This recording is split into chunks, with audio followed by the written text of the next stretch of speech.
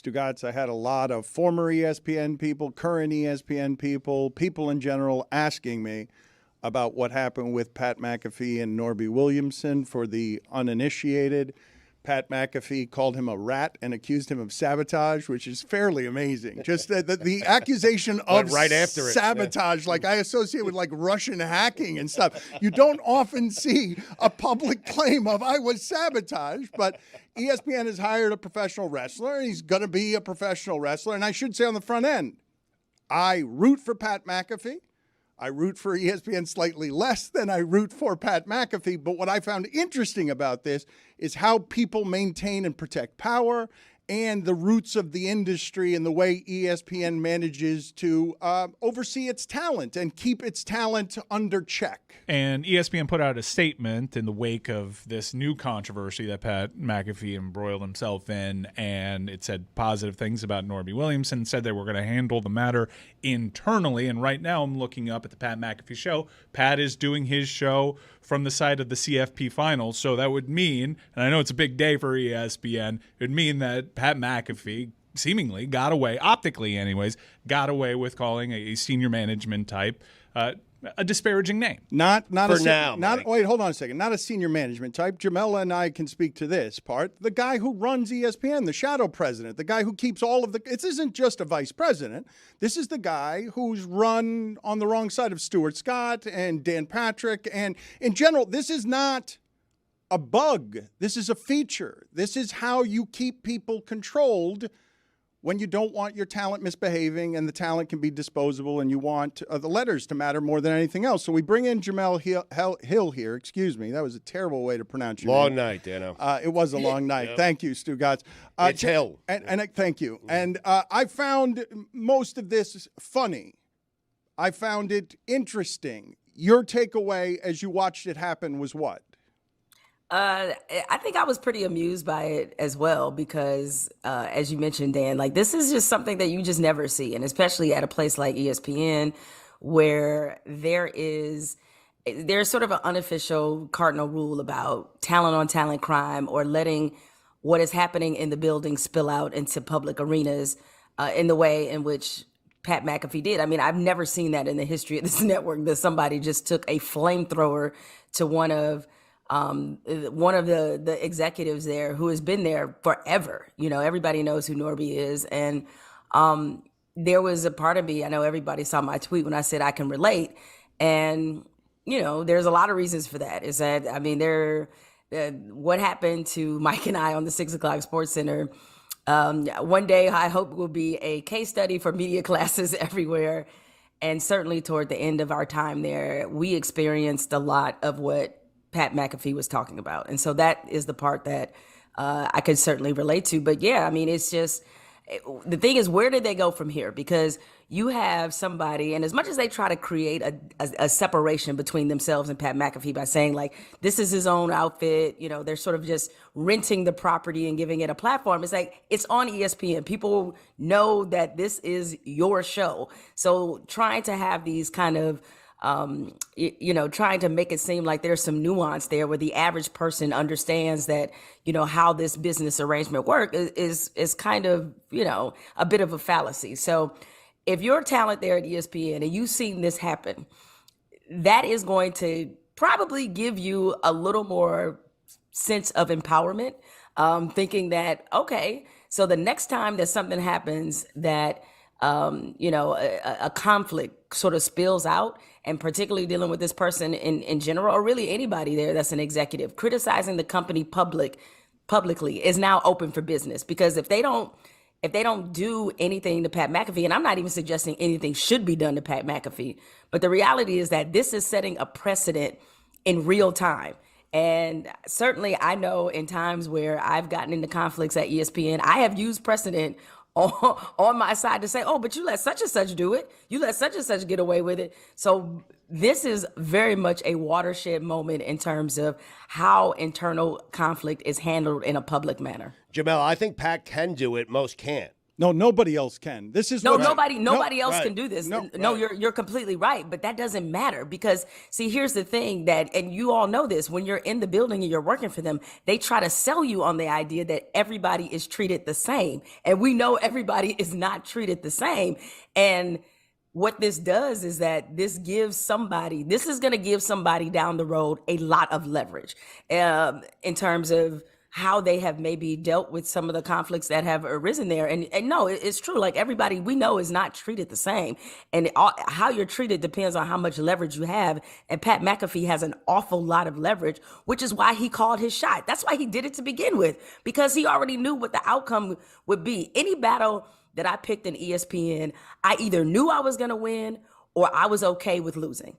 One of those two. And he knew he would probably win this battle, which is why he did it.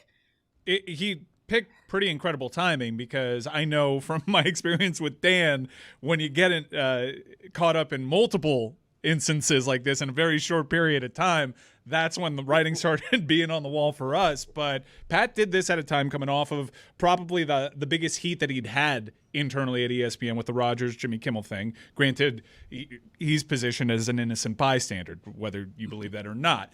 So he does this thing about Norby, and he has his direct relationships with Jimmy Pitaro.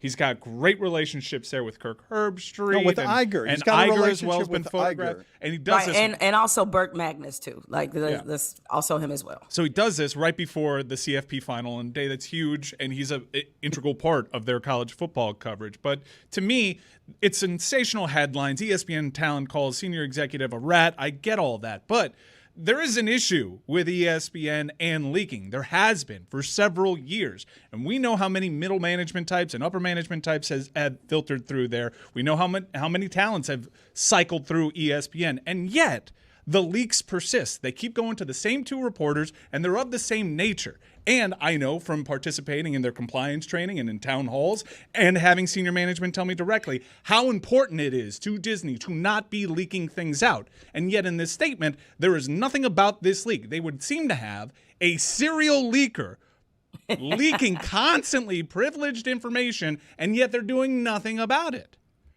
Norby Williamson was the first name in that press release from ESPN. It was protecting him. I believe that these people did this to us at the end with a series of strategic, orchestrated leaks. And it's obviously to control the narrative. But, Jemele, when I talk about this being a feature, not a bug, because you talk about precedent. Like I said, Dan Patrick wanted a television in his office before the biggest show they've ever had, just to have it. And they told him no, because if he got a television in his office, then everyone would want a television in their office. And what I heard all the time is we cannot establish precedents.